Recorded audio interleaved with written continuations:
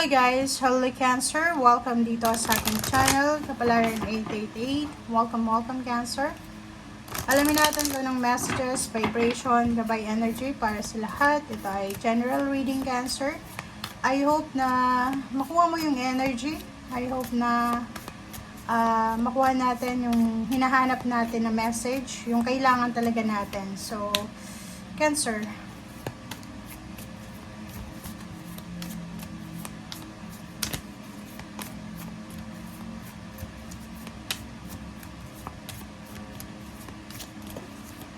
Okay. A new dawn. Wow, Cancer. Ang galing. So, the worst is now behind you and positive new experiences are on the horizon. Okay?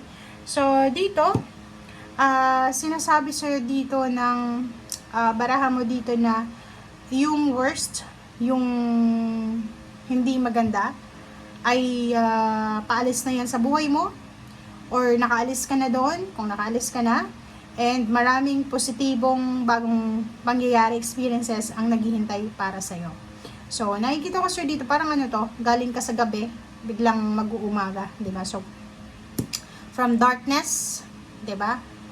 Okay, to elimination, parang ganon. From rags to riches, from pain to happiness, from being helpless to maraming connections, parang gano'n. So, comment down below, Cancer, if you're resonated.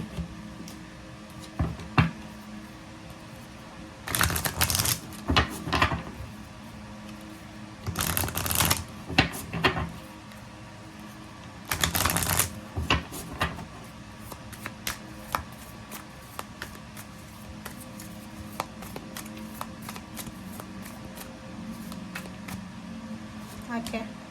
Diba? Contract.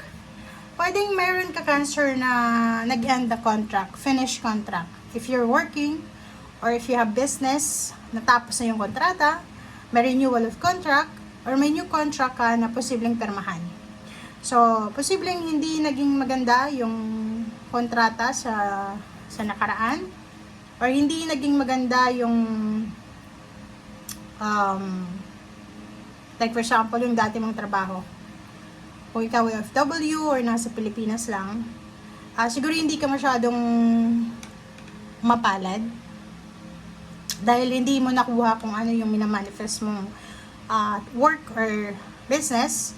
And sinasabi sa'yo dito na bibigyan ka ng ating Panginoon ng universe na makapagsimula. May experience naman kung ano yung balance or yung justice sa pagkakaroon ng trabaho or sa pagkakaroon ng negosyo. Siguro, nakaranas ka ng maraming injustices sa previous jobs mo or sa previous work.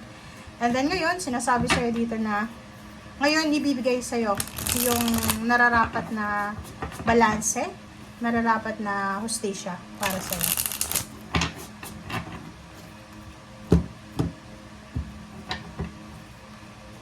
Okay. First card natin is the Hierophant. So, number 5. Nakikita ko sir dito na yun, isa sa posibleng darating sa'yo is mga mentor, mga taong pwedeng makatulong sa'yo, pwedeng mentor siya, pwedeng support, protection. So, marami kang makikilala, Cancer, na pwedeng makatulong sa'yo sa mga needs mo, if kailangan mo ng advices, kailangan mo ng kung ano pa man. Next card natin is the Empress. Woo! If you're a woman, nakikita natin yung mga possibilities ng pagbubuntis sa their new baby, new partner, wedding, parang ganun. Pwedeng galing ka sa broken relationship. Ngayon, posibleng may mag-offer sa'yo ng kasal, or new relationship siya, or new job, or new thoughts, new emotion, new ideas tungkol sa business, or sa lugar kung saan mo gustong tumira.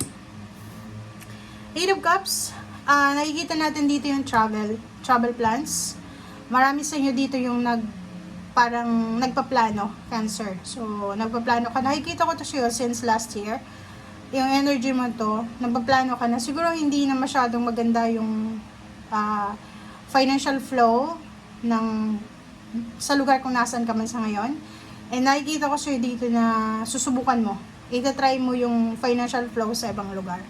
Okay, pwedeng international o local lang. Three of Pentacles, nakikita ko siya dito, it's either collaboration. So, mayroon sa inyo dito pwedeng empleyado kayo, hindi kayo masaya sa pagiging empleyado, siguro ito-try nyo yung pagbe-business, or the other way around, business person ka, tapos nagsawa ka na sa pagbe-business and hindi masyadong maganda yung business mo, susubukan mo yung magtrabaho sa opisina. And 33, sinasabi sa'yo dito, nasa tamang direction ka. So, nasa tamang direction, nasa tamang mindset, nasa tamang option, and dito sinasabi na if ever, ano man ang naiisip mo, go for it. Kasi nasa tama kang direction eh. And 5 of Cups. 5 of Cups is 55. So, sinasabi dyan sa'yo ng barahan na kailangan na natin na tanggapin ang lahat. Okay? Acceptance, appreciation. Ano man ang meron tayo sa ngayon, doon tayo mag-focus. And 9 of Wands, medyo makakaramdam kayo ng pagod dahil siguro sa paghahanap ng trabaho or sa sobrang trabaho. Depende yan sa kung ano yung ginagawa nyo.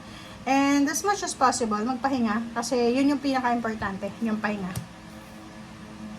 Okay, Ace of Swords. Wow! So, kung makikita mo dito, marami kang mga communication, information na matatanggap. It's either, pwedeng dati mo siyang katrabaho, dating kakilala, and nakikita ko sila, pwedeng ikaw yung magko-contact sa kanila. Sila yung, parang ikaw yung makikipag-communicate sa kanila para tanungin kung may mga available slot para sa job, or ano ba yung pwedeng requirements sa ganito. So, nakikita ko sa'yo dito na magiging sobrang busy yung Cancer na to sa pakikipag-communicate.